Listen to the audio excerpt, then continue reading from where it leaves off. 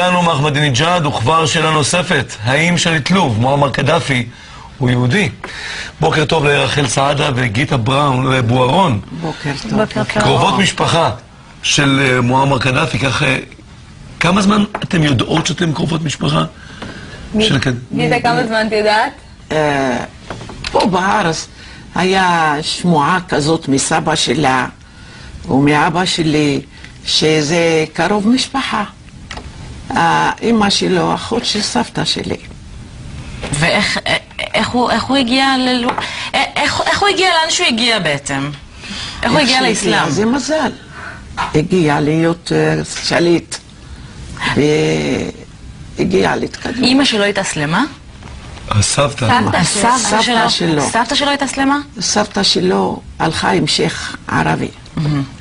ועזבה את בעלה מהנישואים הקודמים, יש לה אפילו בן. כבר הקימה משפחה יהודית. כן. הסיפור, אני ממש שמעתי את הסיפור הזה די טרי לי, כי התגלה לי חדש. בעיקרון, הסיפור היה שסבתא של קדאפי הייתה נשואה ליהודי. נולד לה אפילו בן יהודי, והיא ברחה כי הבעל התייחס אליה לא יפה, והיא ברחה עם שייח מוסלמי.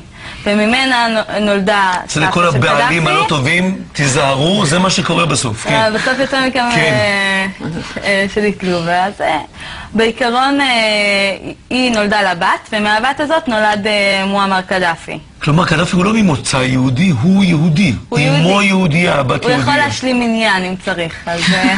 את זה אני רוצה לראות.